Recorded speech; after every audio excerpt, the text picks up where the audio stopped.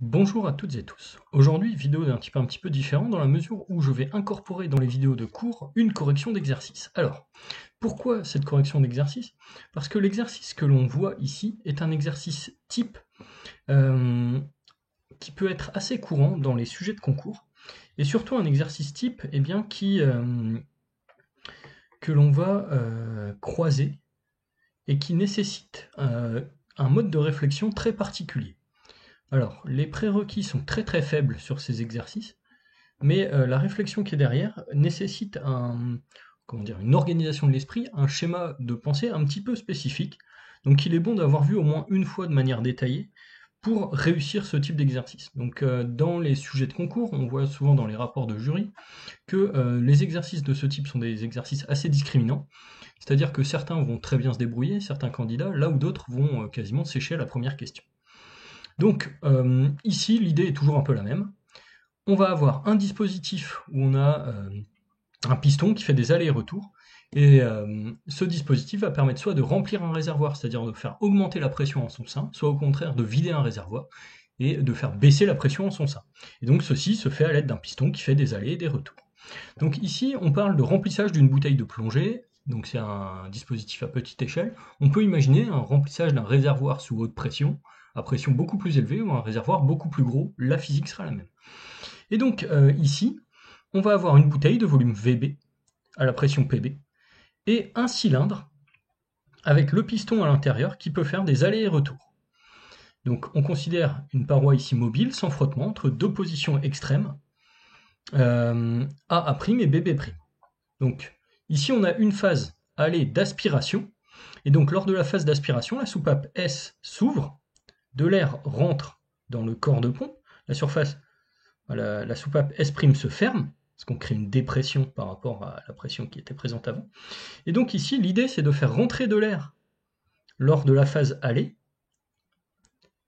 d'amener le piston en bout de course, au moment où donc l'air rentre à la pression atmosphérique, on fait revenir le piston vers AA', et au fur et à mesure qu'on fait revenir le piston, on fait rentrer de l'air dans la bouteille. Donc là, vous imaginez bien, en fait, que dès le début du retour, donc dès qu'on repart vers la droite à partir de BB', la soupape S se ferme, car la pression dans le cylindre devient supérieure à la pression atmosphérique.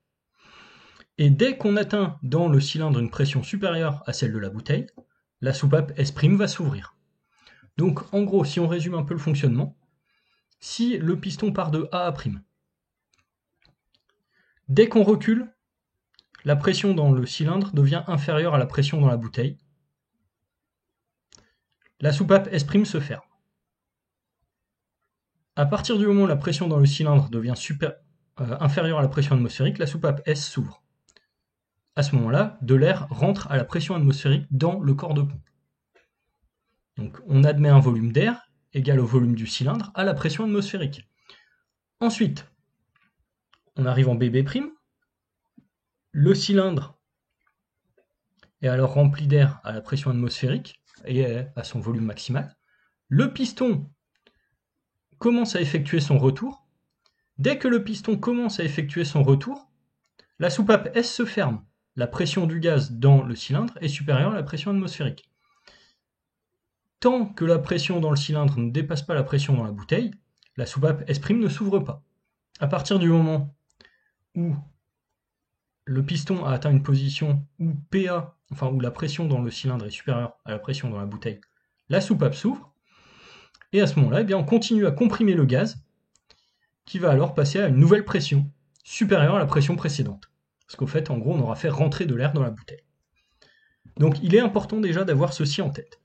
Donc on est en train de travailler avec un système, ici, où on va progressivement faire rentrer de l'air dans la bouteille, et faire augmenter ainsi sa pression, en mettant dans le même volume, à la même température, une quantité de matière de gaz supérieure. Donc là, on a deux volumes remarquables. Un volume qu'on appelle Vmin, qui est le volume des tuyaux, plus du début ici du cylindre, et le volume Vmax, qui est le volume des tuyaux plus de tout le cylindre. Donc finalement, Vmin est compris entre CC' et AA'.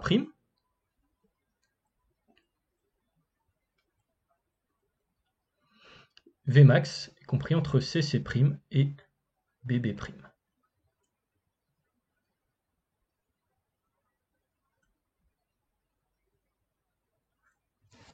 Alors, ici, on va travailler au départ sur le premier aller-retour du piston. On nous dit que la pompe n'a pas encore fonctionné.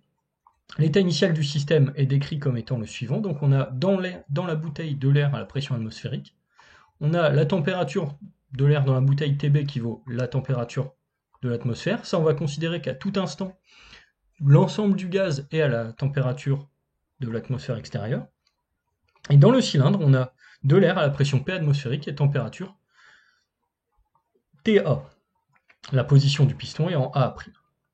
Il faut essayer de trouver l'expression de la pression dans la bouteille après un aller-retour du piston, puis son expression approchée dans l'hypothèse où les volumes vérifient que Vmin est très très petit devant Vb. Donc autrement dit, le volume du tuyau plus du volume résiduel du corps de pompe est très petit devant le volume de la bouteille, bon, ce qui n'apparaît pas clairement sur le schéma ici. Alors ici, on va chercher donc la pression dans la bouteille après un aller-retour. Alors, on va refaire le schéma du cylindre plus corps de pompe pour essayer de bien s'approprier la situation. Donc ici, on sait qu'on a une soupape, S, un tuyau,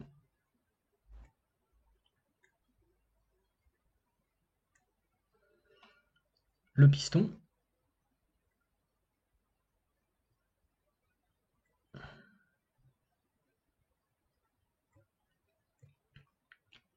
on a les deux marques A et A', voilà, qui délimitent le volume résiduel dans le cylindre, B et B' qui déterminent le volume max,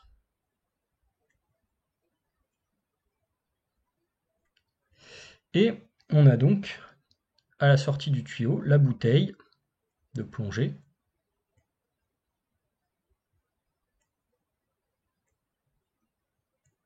avec ici, en sortie du tuyau, la soupape S'.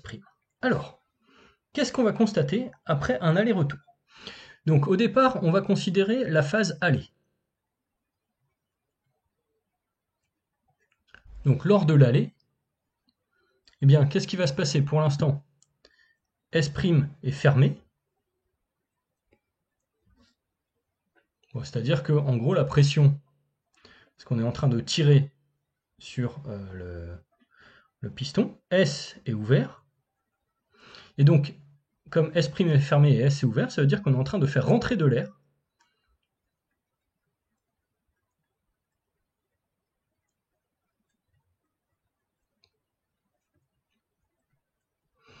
dans le cylindre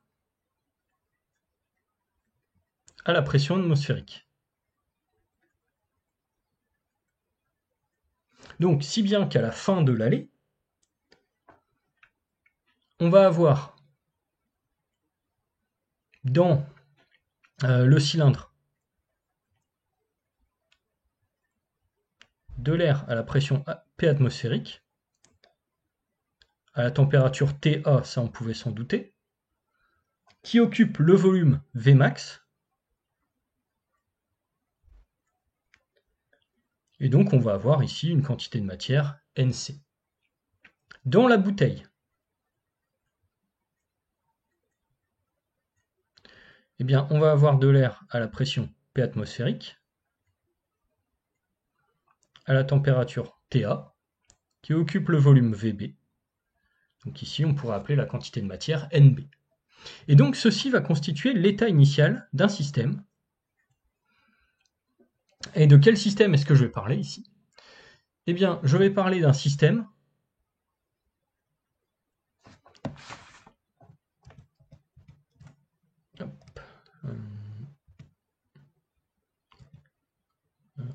j'ai fait des bêtises.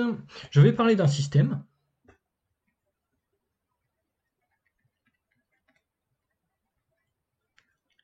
constitué par le gaz contenu dans le cylindre plus la bouteille.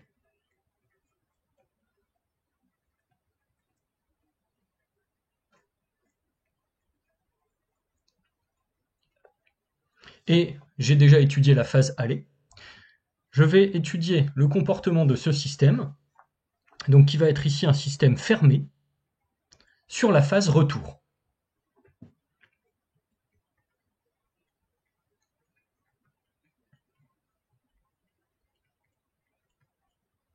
Donc la transformation qui va m'intéresser, c'est la phase retour. Et donc sur cette phase retour, qu'est-ce que je peux dire? C'est que je vais avoir une transformation qui va être isotherme, c'est-à-dire que finalement la température va rester fixe à TA pendant toute la transformation, et le fait que j'ai un système fermé va faire que NC plus NB va rester une constante. Alors pourquoi est-ce que ça marche? Parce que quand je reconsidère la phase retour, finalement, S va se fermer dès que le piston fait demi-tour.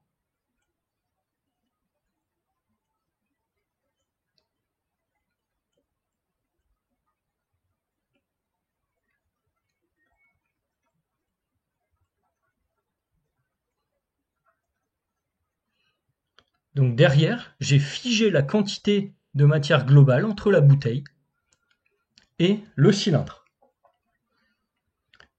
Donc l'état initial, c'est l'état que j'ai décrit ici. Sur l'état final, qu'est-ce qui va se passer?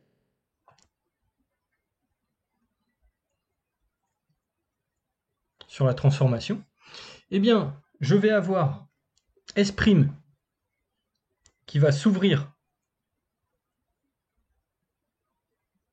dès que le piston fait demi-tour. En effet, on voit assez bien que dès que le piston fait demi-tour, la pression dans le corps de pompe ici va devenir supérieure à la pression dans la bouteille, parce que j'avais la pression atmosphérique là, la pression atmosphérique là. Donc à peine j'aurais commencé à comprimer le gaz dans le cylindre, enfin aussitôt que j'aurais commencé à comprimer le gaz dans le cylindre, la pression dans le cylindre va devenir très légèrement supérieure à la pression atmosphérique, ce qui va fermer S et ouvrir S'. Et donc après, je vais pouvoir considérer que le gaz dans le cylindre et le gaz dans la bouteille forment un seul système. Et donc, dans le système cylindre plus bouteille, dans le volume, eh bien, je vais avoir à l'état final la pression qui vaudra, alors ici, est-ce qu'elle a un nom dans l'énoncé? On va vérifier. On lui donne pas de nom particulier, alors on dit la pression après un aller-retour. On pourrait l'appeler PB1 par exemple. Donc la pression dans la bouteille après un aller-retour. Je sais que la pression dans le corps de pompe va être la même que la pression ici. Je sais que j'aurai toujours la température TA, parce que la transformation est isotherme. Je sais que le volume, qui était initialement Vmax plus Vb, devient le volume Vmin plus Vb parce que le piston a atteint la position AA'. Et la quantité de matière, ce sera Nc plus Nb. Ici, parce que je sais que le système est fermé. Donc le système fermé m'apporte cette information. Transformation isotherme, cette information. Donc pour déterminer l'état final, ce qui va me rester à faire ici, c'est exprimer la loi des gaz parfaits.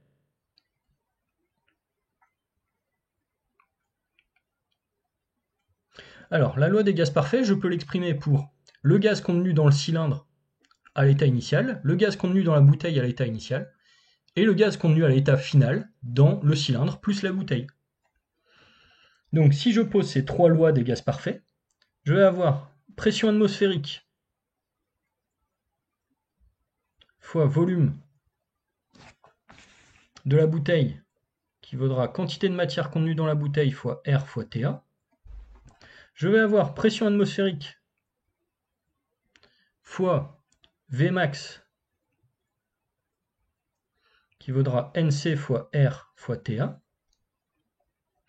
Ça, c'est pour les deux lois des gaz parfaits à l'état initial. À l'état final, je vais en exprimer une seule. Pb au bout d'un aller-retour fois le volume total Vb plus Vmin vaudra Nc plus Nb fois R fois TA. Donc là, qu'est-ce que je constate? Je constate que la loi des gaz parfaits obtenue à l'état final me donne la somme des deux lois des gaz parfaits établies à l'état initial. Et ceci parce que j'ai conservation de la quantité de matière et conservation de la température au cours de la transformation. Donc finalement, je vais obtenir que la pression dans la bouteille au bout d'un aller-retour fois Vb plus Vmin vaudra la pression atmosphérique fois Vb plus Vmax. Donc là, j'obtiens instantanément que Pb au bout d'un aller-retour, ce sera la pression atmosphérique fois Vb plus Vmax sur Vb plus Vmin.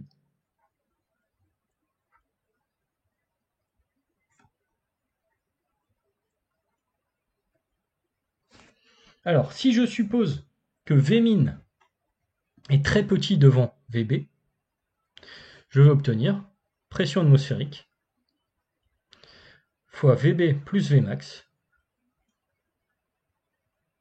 divisé par Vb. Donc ça, c'est à condition que Vb soit très grand devant Vmin. Donc là, j'ai réglé la première question, et vous voyez que la seule chose dont j'avais besoin ici, c'était la loi des gaz parfaits. Derrière, tout se joue avec,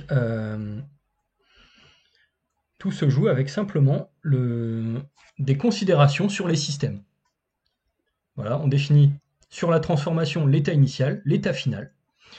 On applique les hypothèses donc, de transformation isotherme qui me donnent conservation de la température et de système fermé une fois que le piston a commencé sa phase retour. Et grâce à ces deux hypothèses et à la loi des gaz parfaits, eh bien, on arrive à une loi de conservation relativement simple. Donc voilà, qui permet de faire le lien entre l'état initial et l'état final.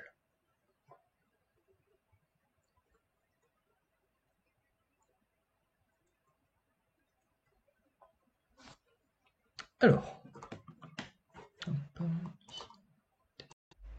la question suivante porte sur le calcul de la variation de quantité de matière dans la bouteille. Alors ici, si on veut avoir un calcul propre de cette variation de quantité de matière, eh bien ce qu'il faut qu'on fasse, c'est qu'on détermine la quantité de matière présente initialement dans la bouteille et présente à l'état final dans la bouteille.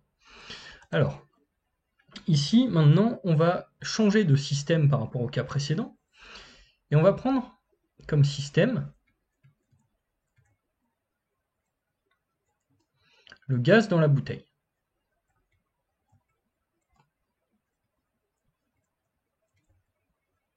Alors, ce système va présenter une spécificité, c'est que c'est un système ouvert. En effet, on sait que n varie. À l'état initial, alors à l'état initial, on peut reprendre la liste précédente, on a dans la bouteille du gaz à la pression P atmosphérique à température TA qui occupe le volume Vb.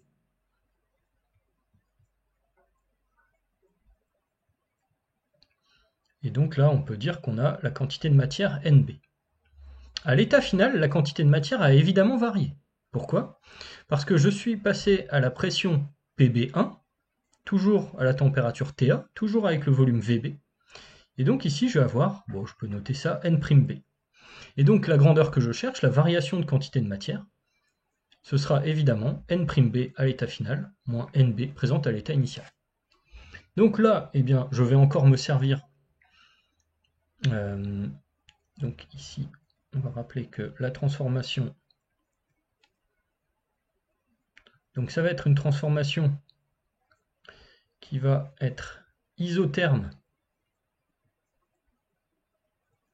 c'est-à-dire que la température reste la même, et isochore, ce qui veut dire que le volume reste le même. Donc, maintenant, je peux appliquer la loi des gaz parfaits aux différents états. Donc, à l'état initial, la loi des gaz parfaits va me dire que la pression atmosphérique fois le volume de la bouteille sur R fois la température atmosphérique vaut Nb. À l'état final, je vais avoir Pb1 fois le volume de la bouteille sur R fois TA, qui vaudra N'B. Donc finalement, je vais obtenir N'B moins NB, qui vaudra delta N, qui va valoir la différence des pressions, donc PB1 moins Patm, fois RT, fois, n'importe quoi, fois VB sur RTA. Donc ici, il va me rester à remplacer PB1 par son expression. J'ai vu que PB1 c'était pression atmosphérique fois VB plus Vmax sur VB plus Vmin.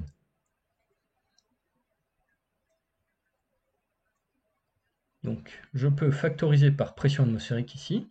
Je vais avoir Patm fois VB sur RTA fois VB plus Vmax sur VB plus Vmin moins 1. VB plus Vmax sur VB plus Vmin moins 1, en passant au même dénominateur, ça me fait VB plus Vmax moins VB plus Vmin, donc Vmax moins Vmin. Vous allez voir, ça va être relativement simple à exprimer finalement.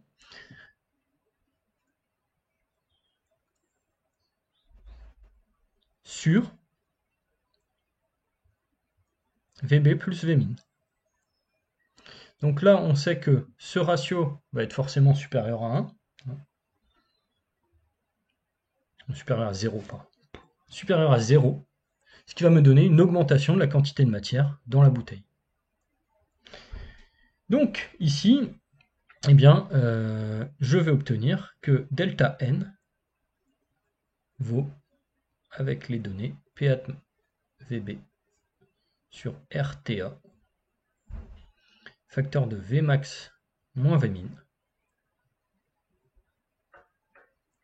sur VB plus Vmin.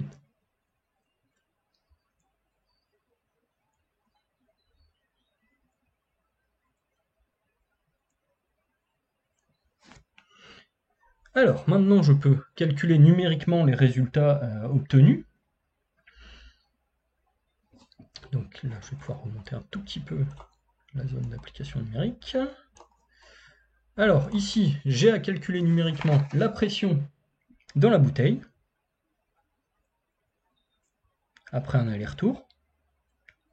Alors, je vais trouver une valeur donc à 1,4 10 puissance 5 pascal, donc supérieur à la pression atmosphérique, ce qui est logique. Et pour ce qui est de la variation de quantité de matière, eh bien je vais avoir 8,1 fois 10-2 mol. Donc bien une variation supérieure à 0. Donc là, il suffit simplement de reprendre les expressions précédentes et de faire attention aux unités. Alors ici, qu'est-ce que j'ai fait dans ce calcul? J'ai utilisé les formules approchées.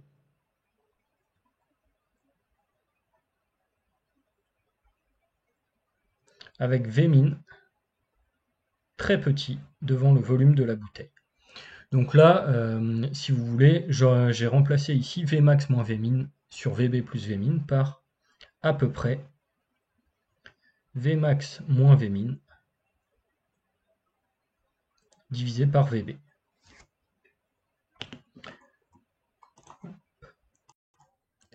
La partie suivante de l'exercice traite d'un cas général. Ici, on ne parle plus du premier aller-retour, mais d'un aller-retour quelconque en cours de fonctionnement. Et donc, à partir de là, on nous pose plusieurs questions sur ces allers-retours en cours de fonctionnement. Alors, si on revient à l'énoncé, donc, on nous dit, le compresseur ayant fonctionné, on considère qu'à un instant t donné, la soupape S est ouverte alors que la soupape S' est fermée. Et on nous donne l'état du système qui est le suivant. Pression PB égale P dans la bouteille, température TB égale TA, voilà. Et dans le cylindre, on a la pression atmosphérique, température TA et position du piston en AA'. Ok, donc on est ici. Et puis on nous demande eh bien, ce qui va se passer. Notamment à partir de quel moment la soupape S' s'ouvre.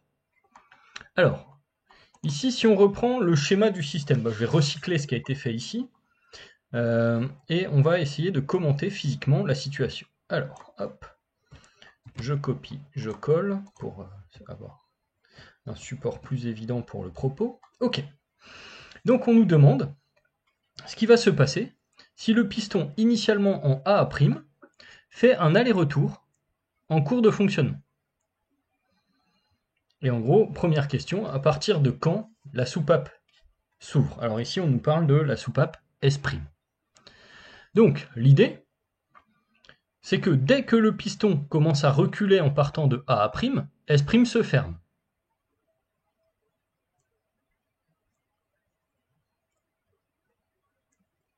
Donc S' se ferme ici, dès que le piston quitte A'. Alors ceci vient d'où? Ceci vient du fait que la pression dans le cylindre devient inférieure à la pression dans la bouteille. Voilà, la pression dans la bouteille, en fait, va rester supérieure. Donc ici, l'aspiration crée la fermeture de la soupape. Alors, ici, donc, ensuite, on sait que S' sera fermé jusqu'à ce que le piston arrive en BB'. Et il va avoir un moment où de l'air va rentrer dans le système. Alors, ici, ce qui va finir par se passer, c'est que S va s'ouvrir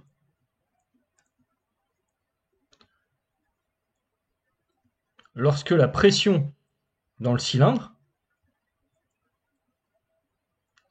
devient inférieure à la pression atmosphérique. Donc là, en gros, pour que S s'ouvre, il faut que la poussée exercée sur la soupape ici, par l'air extérieur, soit supérieure à la poussée exercée sur la soupape par l'air dans le cylindre. Et donc, à partir du moment où S s'ouvre, eh bien, la pression dans le cylindre devient égale à tout instant à la pression atmosphérique. Donc ici, finalement, on peut dire que lorsque le piston est en BB', on va avoir la bouteille qui est fermée par S', avec à l'intérieur de la bouteille le gaz PB, enfin le gaz dans la bouteille à la pression PB, et dans le cylindre, on va avoir du gaz à la pression atmosphérique qui a été admis sur le volume Vmax. Donc ici, ce qu'on va considérer comme système, pour raisonner sur l'ouverture de S',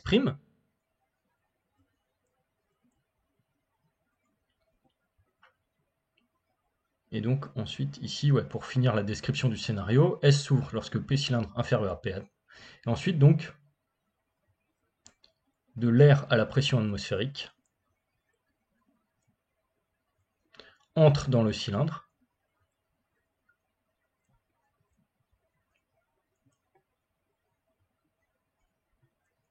jusqu'à ce que le piston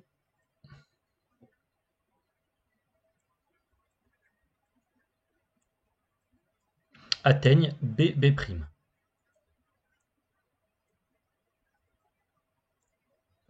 Alors, le système qu'on va considérer ensuite, c'est le système sur le retour. En effet, dès qu'on va amorcer le retour, on sait que S va se fermer.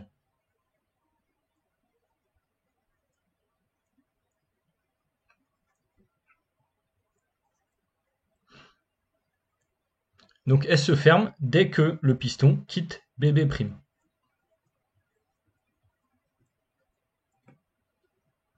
Alors ça, d'où est-ce que ça vient? Ça vient du fait que la pression dans le cylindre devient supérieure à la pression atmosphérique. Et donc la poussée sur S exercée par le gaz dans le cylindre est plus forte que la poussée exercée sur S par l'air extérieur. Donc S se referme. Donc ici on va prendre pour système le système fermé, constitué du gaz contenu dans le cylindre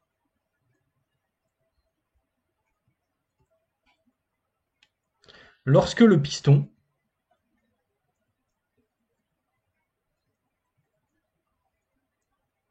atteint BB'. Et on va considérer comme état initial, donc sur la transformation qu'on est en train de considérer ici,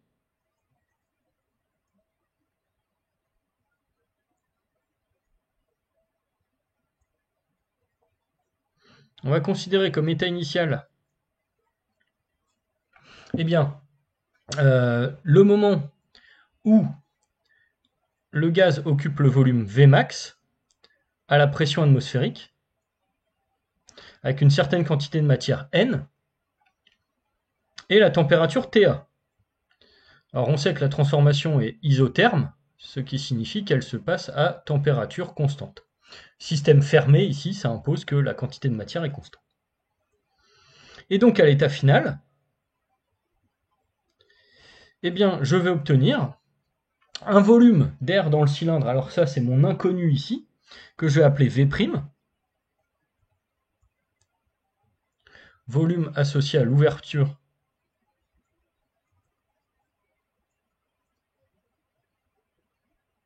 de S'. Et donc lorsque le volume V' est atteint, ça veut dire que la pression dans le cylindre vaut la pression dans la bouteille.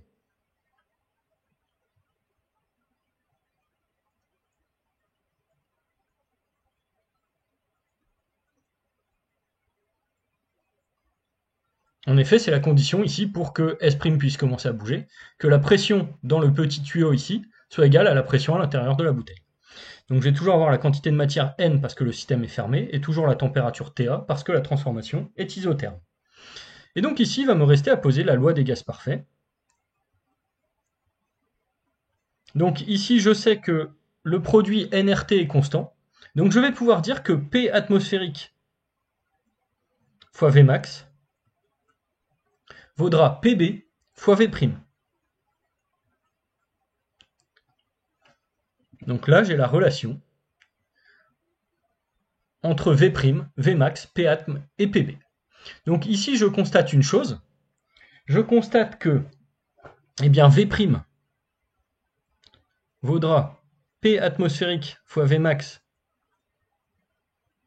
sur Pb. Et donc, plus Pb augmente, plus V' diminue. Alors, à un moment donné, le système sera bloqué au moment où V' sera égal à V'.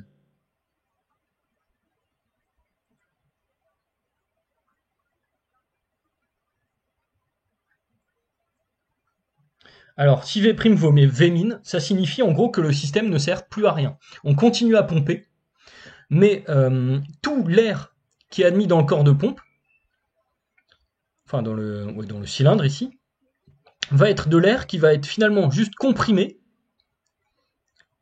va permettre l'ouverture de la soupape quand le piston est en bout de course en A'. Donc on va avoir égalité des pressions directement à l'ouverture, et donc on ne va pas avoir une seule molécule d'air supplémentaire qui va rentrer dans la bouteille. Donc là, c'est ce qui se passe à un moment donné. Si vous voulez, quand vous utilisez une pompe, vous êtes limité toujours théoriquement en termes de pression que vous pouvez imposer, en fonction du volume max et du volume min du corps de pompe, donc ce qu'on appelle le taux de compression. Donc là, on remarque qu'à un moment donné, au fait, la pompe ne fonctionnera plus. C'est-à-dire qu'on ne peut pas créer une pression infinie, théoriquement, avec une pompe de ce type. Donc finalement, un résultat relativement logique. Alors, ensuite, on nous demande de trouver la pression P' dans la bouteille à la fin de l'opération, puis la variation de pression ΔP à l'intérieur de la bouteille. Alors, ici, la variation de pression dans la bouteille, eh bien, on va pouvoir la trouver grâce à une considération simple.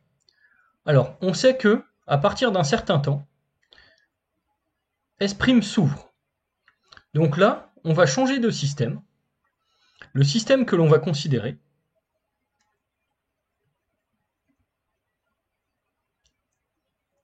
ça va être le système fermé, constitué du gaz dans la bouteille,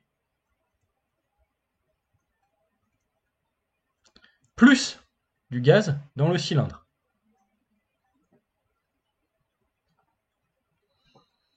Ce système fermé subit une transformation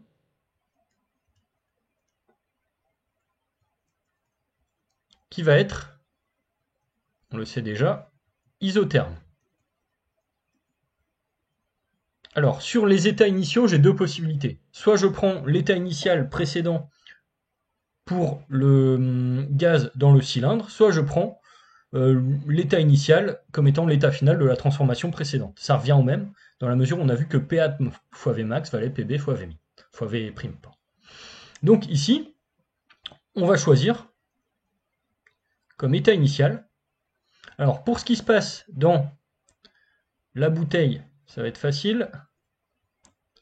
On considère la pression Pb, le volume Vb, la quantité de matière Nb, la température Ta. Pour ce qui se passe dans le cylindre, eh bien je vais prendre, par exemple, la pression atmosphérique, le volume Vmax, la quantité de matière N, C, on peut l'appeler, et la température Ta. À l'état final, je sais que les deux systèmes sont reliés, c'est-à-dire qu'ils ont la même pression. Donc je vais avoir à l'état final la pression donc qu'on me demande de trouver qui vaut ici la pression P' dans la bouteille.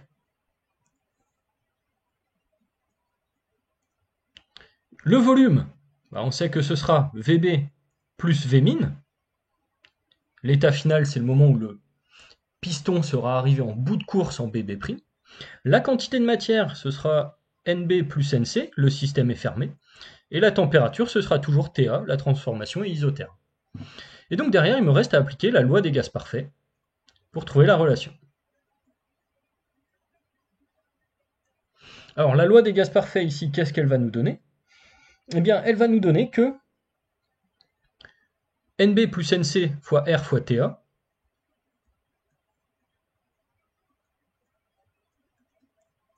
vaudra P', Vb plus Vmin. Donc ça, c'est la loi des gaz parfaits appliquée à l'état final. Et la loi des gaz parfaits appliquée à l'état initial sur chacun des sous-systèmes, puis la somme des deux, va nous donner que le même terme, Nb plus Nc fois RTA, nous donne Pb fois Vb plus pression atmosphérique fois Vmax.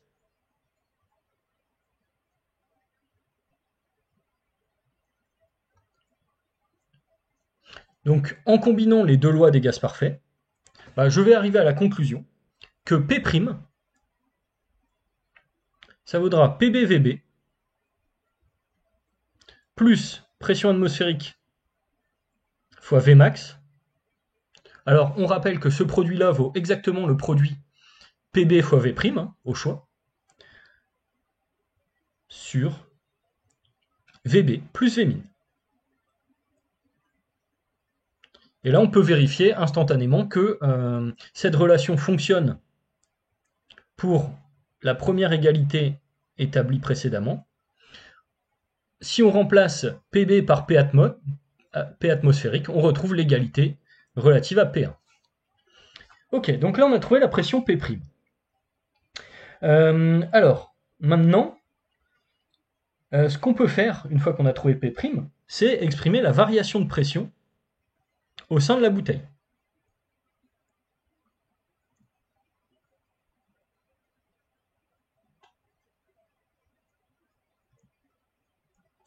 Alors ici, la variation de pression, ça va être la différence entre la pression initiale et la pression finale pour la bouteille. Donc pour la bouteille, on sait que la pression finale, c'est P', qui est aussi la pression dans le cylindre. Et donc on va avoir P' moins Pb, qui va me donner, finalement, alors ici il y a un petit peu de calcul, donc PbVb plus Patm Vmax moins Pb Vb plus Vmin.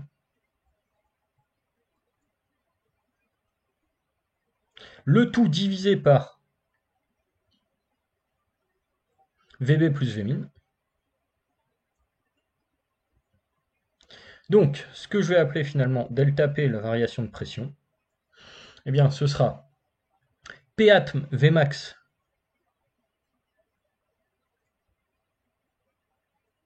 moins Pb Vmin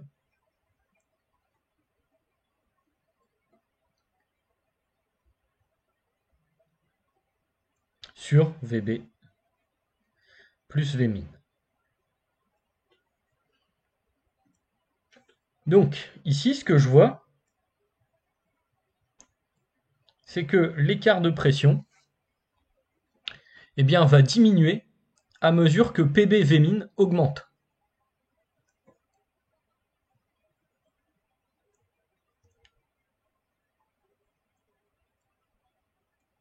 Donc ici, à mesure finalement que Pb augmente. Et ça, on peut s'y attendre. Plus la pression dans la bouteille est forte, plus la variation de pression dans la bouteille sera faible. Jusqu'à un moment où la pression dans la bouteille sera tellement forte que, on a dit précédemment, le pompage ne servira plus à rien. C'est-à-dire que finalement, on pourra continuer à utiliser la pompe, on n'arrivera pas pour autant à faire augmenter la pression dans la bouteille.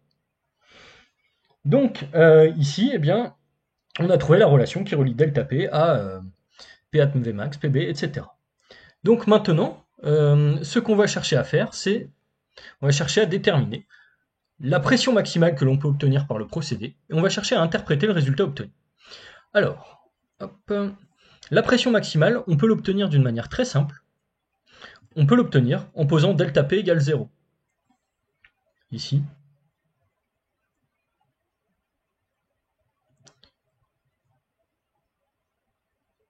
Donc la pression maximale est obtenue pour delta P égale 0. Donc si delta P égale 0, ça signifie d'après la formule précédente que Patm Vmax vaut Pb Vmin avec Pb qui vaut Pmax.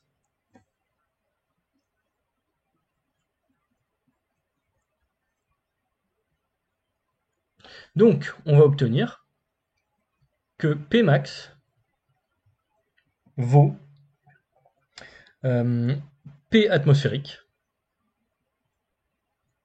fois Vmax sur Vmin.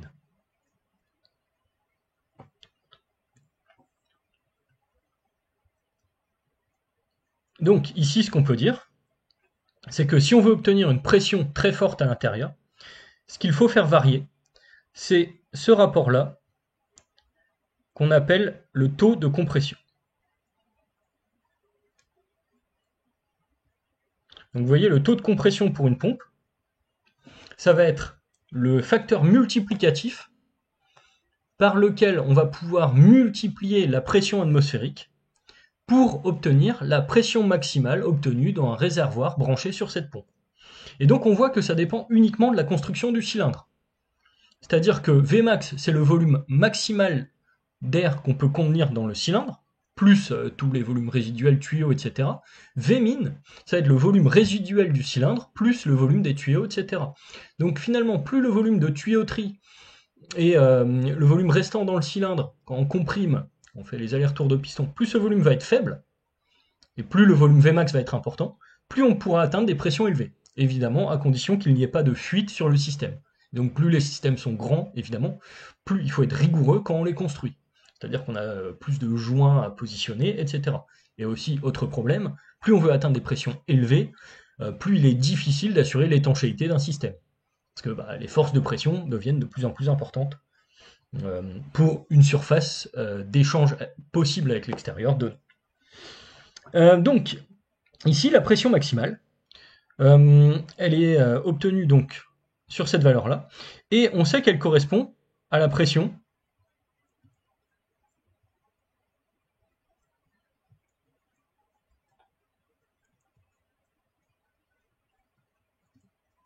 pour laquelle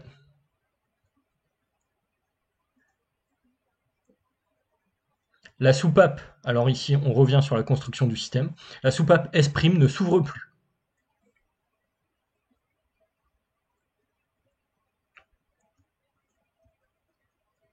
Et donc là, si on reprend le calcul obtenu ici, on a vu que Patm Vmax valait Pb V'.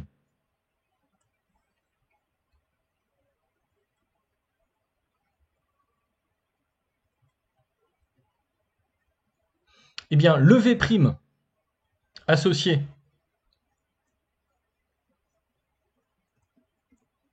à Pmax,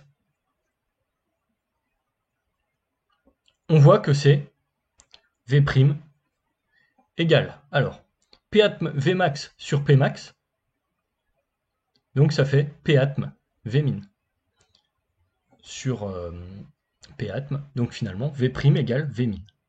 Donc ici on a bien une certaine cohérence, c'est-à-dire que lorsque P vaut Pmax, V' vaut Vmin, et donc il n'y a plus d'ouverture de la soupape, S', et donc s'il n'y a plus de communication entre le corps de pompe et la bouteille, eh bien il n'y a plus d'admission d'air dans la bouteille, et donc la pression dans la bouteille n'augmente plus.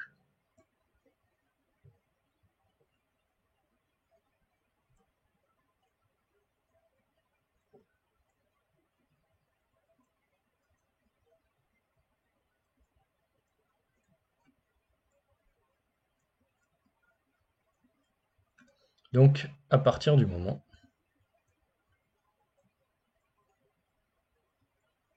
où S' ne s'ouvre plus.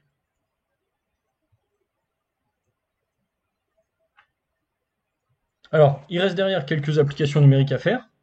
Donc là, on constate une chose, hein. Évidemment, la pression maximale est d'autant plus importante que le taux de compression Vmax sur Vmin est important. Si on peut négliger complètement Vmin, c'est-à-dire qu'on peut annuler Vmin, bah, à ce moment-là, on peut atteindre une pression théoriquement infinie dans un réservoir. Et donc, bon, ça, on sait que ça n'arrivera jamais. On est toujours limité par les fuites et par les petits volumes résiduels de tuyauterie et autres. Alors, au niveau des applications numériques, donc Pmax, on va obtenir 100 fois la pression atmosphérique, donc ce qui est déjà énorme. Hop. Et puis la variation de pression, alors ici l'autre application numérique qu'on nous demande, hop, c'est la variation de pression delta P quand petit p vaut 2 mégapascales, et bien ça nous donne delta P qui vaut 3,2 10 pascal.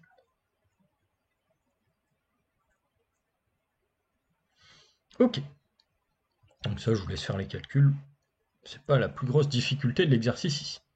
Alors, la question suivante ici, c'est une question un petit peu subtile, parce qu'on a pour l'instant, si vous voulez, une suite.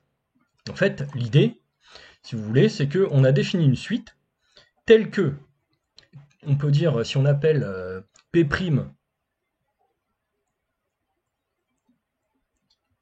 plus 1, avec le n plus unième coup de pompe, on a Pn plus 1 qui vaudra Pn Vb, plus Patm Vmax, terme constant, sur Vb plus Vmin. Et donc on remarque qu'on obtient la pression limite quand Pn plus 1 égale Pn.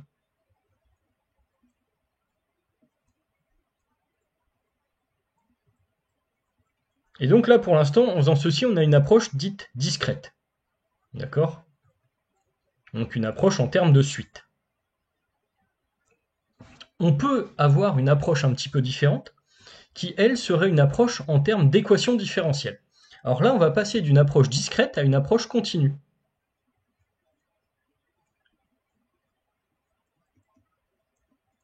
En gros, l'idée ici, ça va être de dire que la durée d'un coup de pompe est tellement courte devant la durée globale de fonctionnement qu'on va pouvoir considérer finalement que chaque aller-retour, c'est une sorte de mini pas de temps, et rendre à ce moment-là l'évolution de la pression continue vis-à-vis de la variable temps.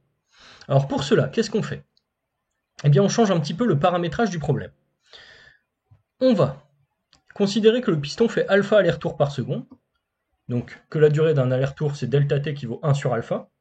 On a compris ici que alpha c'était une fréquence, donc l'inverse d'une fréquence nous donne une durée. On utilise l'hypothèse Vmin très petit devant Vb, et on va essayer d'établir l'équation différentielle qui relie la pression P à dp sur dt. Alors, là on va repartir de la loi d'évolution de pression que l'on a établie précédemment. Donc ici on sait que delta P, dans un modèle discret, ça vaut Patm Vmax moins P Vmin sur Vmin plus Vb. Ça, c'est le résultat qu'on a établi de manière complètement générale. Maintenant, on va essayer de transformer un petit peu ce résultat. Alors, déjà, on va se servir de l'hypothèse que Vmin est très petit devant Vb. Donc, cette hypothèse, Vmin très petit devant Vb, eh bien, va nous donner la suppression pure et simple de ce terme. Donc, il va nous rester ce calcul. Donc, à partir de là, on va obtenir que delta P, c'est simplement Patm fois Vmax sur Vb,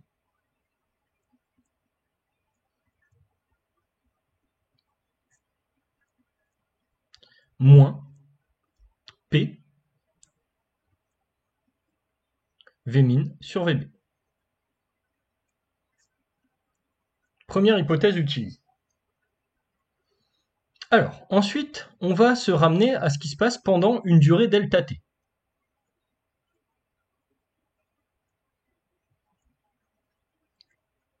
Pendant une durée delta t, on va avoir delta p sur delta t qui vaudra, on sait que delta t c'est 1 sur alpha, donc ceci vaudra 1 sur alpha, pardon, vaudra alpha, donc delta t vaut 1 sur alpha, donc 1 sur delta t vaut alpha, donc ici delta p sur delta t vaudra alpha fois Patm Vmax sur Vb,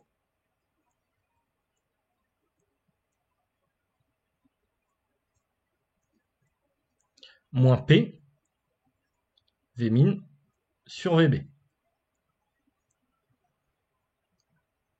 Donc, si maintenant je passe à une approche complètement continue, au lieu de travailler sur delta t, je vais travailler sur dt.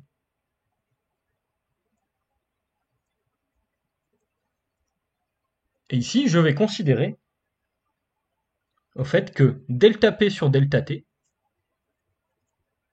vaut le taux de variation locale de dp sur dt. Donc ça, je formule une hypothèse ici, que la variation finie de pression divisée par la variation finie de temps que l'on a ici vaut localement la dérivée de la pression par rapport au temps. Donc finalement, un taux de variation fini local vaut la dérivée de la pression par rapport au temps par passage sur une durée infinitésimale. Donc ici, en supposant, on va dire que la pression peut être représentée par une fonction relativement sympathique. Voilà, pour pas trop rentrer dans le détail mathématique, voilà, une fonction qui sera continue, dérivable, etc. Donc là, on va pas faire comme en mathématiques où il faudrait vraiment tenter déjà de trouver la forme de la fonction pour voir si cette fonction est continue, dérivable, ainsi de suite, pour pouvoir assimiler le taux de variation à la dérivée elle-même. Ici, on formule cette hypothèse parce qu'on se doute que la pression va varier de manière, entre guillemets, sympathique mathématiquement. Et donc ici, eh bien, on va poser que dp sur dt vaut alpha Patm Vmax sur Vb moins alpha P Vmin sur Vb. Et là, sous vos yeux ébahis, qu'est-ce qu'on voit apparaître? Eh bien, on va apparaître une équation différentielle.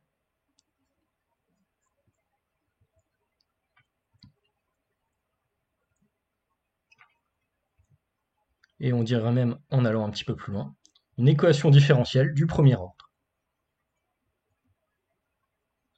En effet, on vient d'écrire ici que dp sur dt plus alpha, avec alpha à l'inverse d'un temps, fois Vmin sur Vb fois P égale alpha Vmax sur Vb fois la pression atmosphérique.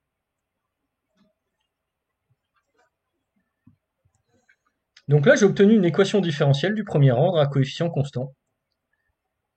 Maintenant, il va rester à résoudre cette équation différentielle. Alors, ici, le meilleur moyen pour résoudre l'équation différentielle et finalement déterminer l'évolution de la pression au cours du temps, c'est de passer l'équation précédente sous une forme dite canonique, en disant que d de p sur dt, plus 1 sur τ, un temps caractéristique, fois p, vaudra 1 sur τ fois la pression limite. Voilà, l'idée c'est que finalement, quand la pression s'arrête de varier, j'ai atteint la pression limite. Alors, maintenant je reviens à l'écriture précédente. J'ai alpha Vmin sur Vb qui vaut 1 sur τ.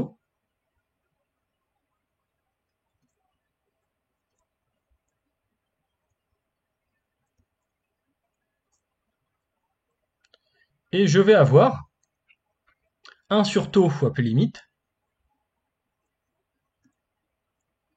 qui vaudra alpha fois Vmax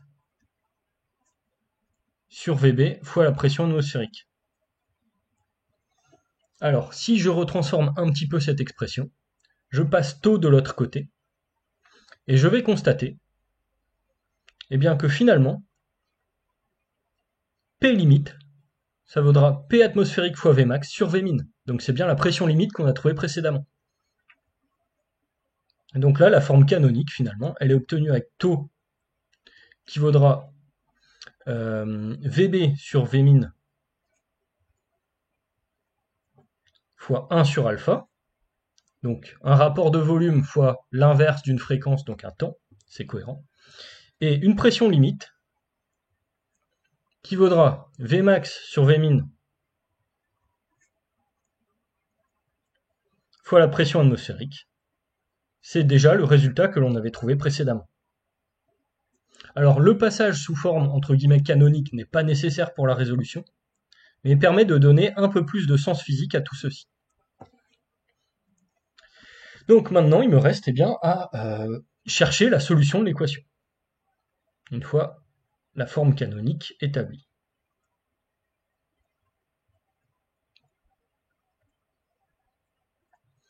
Alors, la solution,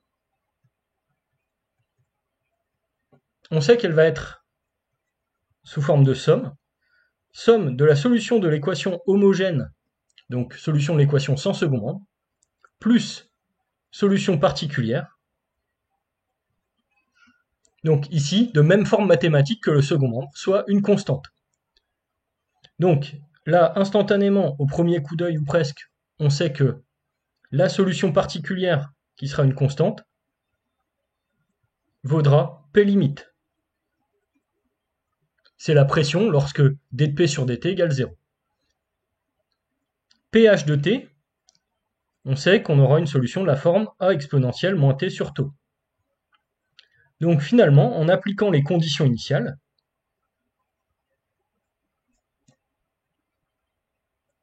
eh bien, on arrive au fait que P de 0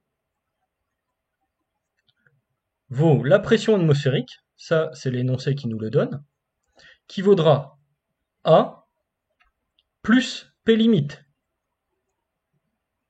Donc de là, on obtient directement que A vaudra P atmosphérique moins P limite. Donc ici, on va finir par obtenir l'évolution temporelle de P.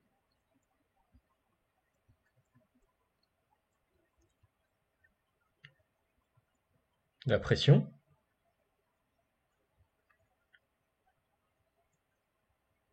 En écrivant donc P de T qui vaut A, donc P atmosphérique moins P limite,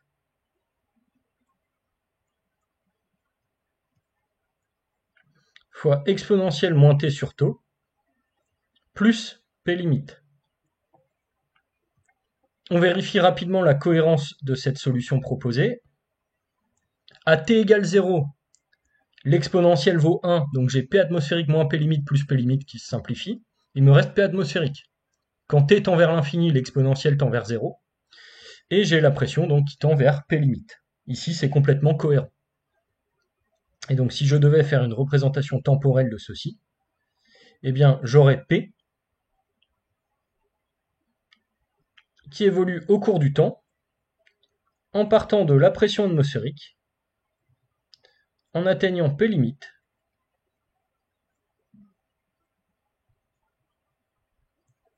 et en ayant comblé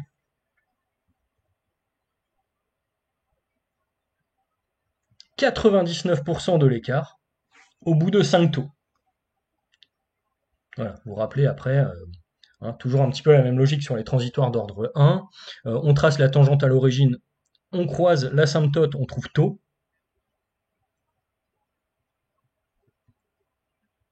Et au bout de 5 taux, on considère que le transitoire est quasiment terminé. Donc là, finalement, on a répondu à la question de l'évolution temporelle. Et on pouvait s'y attendre, on a une sorte de croissance exponentielle. On avait dit au début que plus la pression était forte, plus la hausse de pression diminuait. Et bien là, on retrouve cette idée. On retrouve une idée que finalement, chaque coup de pompe fait rentrer de moins en moins d'air et donc crée une augmentation de pression de plus en plus faible, jusqu'au moment où il n'y a plus d'air du tout qui rentre et où la pression maximale est atteinte. Et donc ici, on nous demande par la suite, pour 4 allers-retours par seconde, de trouver le temps t au bout duquel la pression dans la bouteille de plongée est de P égale 2 mégapascal. Donc là, qu'est-ce qu'il nous reste à faire? Eh bien, il nous reste finalement à déterminer la durée de fonctionnement. Alors, ici donc, on sait que P de T, ce sera P atmosphérique moins P limite ou P max. On peut noter P max. Exponentielle moins T sur taux plus P max. On sait que P max, c'est la valeur donnée dans l'énoncé. Et donc là, on cherche T. Et on cherche T, on peut dire, voilà, tel qu'on est atteint, 2 mégapascal dans le réservoir. Donc, on va nommer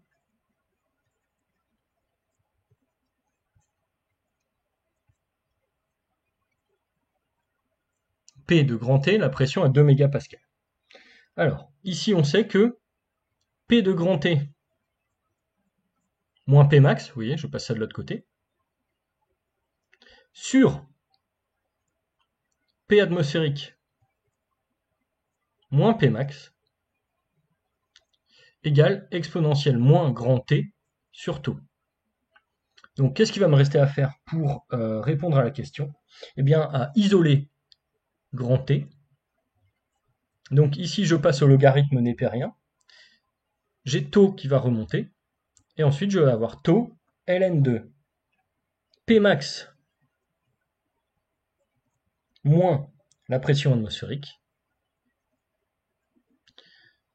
sur P max moins P de T. Donc là, j'ai trouvé la durée de fonctionnement de la pompe simplement en réinjectant la valeur P de T dans l'équation. Donc le calcul ici va me donner T, une durée de 13 secondes.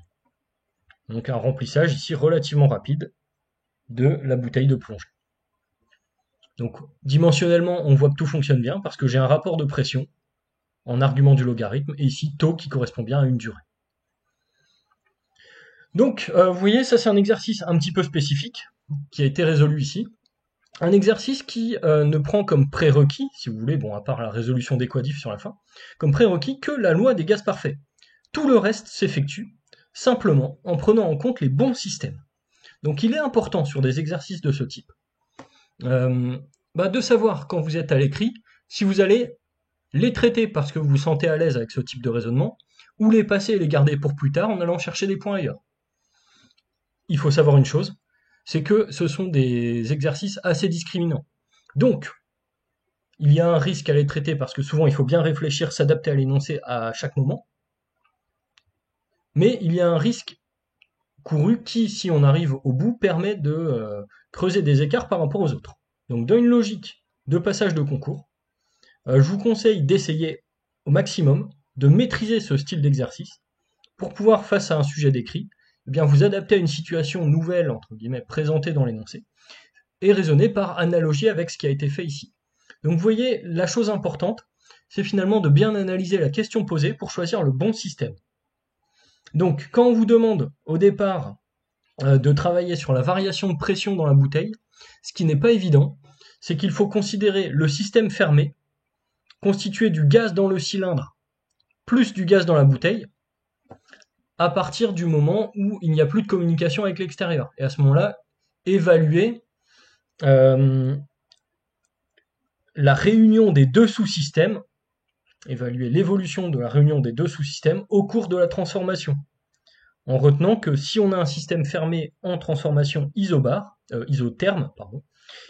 c'est-à-dire à température constante, eh bien le système fermé nous donne conservation de la quantité de matière, la transformation isotherme nous donne conservation de la température, et donc finalement c'est le produit P fois V qui se conserve pour l'ensemble du système. Si on travaille sur les ouvertures de soupape, comme ce qui est fait un petit peu plus tard, eh bien là vous voyez que ce qui va changer, c'est que ici on travaille sur la comparaison de pression entre le corps de pompe et la bouteille. Donc là, le système dont l'évolution nous intéresse, c'est uniquement le système contenu dans le corps de pompe lui-même. Si on demande une variation de quantité de matière, il vaut mieux travailler sur un système ouvert. Là, c'est ce qu'on a fait dans la question ici. Donc la variation de la quantité de matière a été obtenue en considérant l'évolution du gaz dans la bouteille entre deux instants différents. Donc là, on veut faire un bilan de quantité de matière, il faut savoir ce qui est rentré au cours d'une certaine durée. Donc le système qu'on va considérer, ça va être un système dont la quantité de matière varie. Donc vous voyez, si on veut chercher des variations de pression et les relier à des variations de volume, il vaut mieux travailler sur des systèmes fermés. Si on veut travailler sur des variations de quantité de matière, il vaut mieux travailler sur des systèmes ouverts. Donc il faut apprendre à jongler entre les différents systèmes que l'on peut considérer pour pouvoir répondre de la manière la plus précise possible à toutes les questions posées. Derrière, vous voyez, la seule relation qui a été utile, c'est la loi des gaz parfaits. Donc une loi pas trop compliquée, entre guillemets, à manipuler. Donc, ceci étant dit, bon, je vous invite à bien chercher l'exercice par vous-même avant de vous pencher sur la correction. Et je vous incite à poser des questions en commentaire si certains points venaient à bloquer. Alors, ce type d'exercice, j'en remettrai un dans le même esprit dans l'école, entre guillemets, du lundi, de thermodynamique, un petit peu plus tard.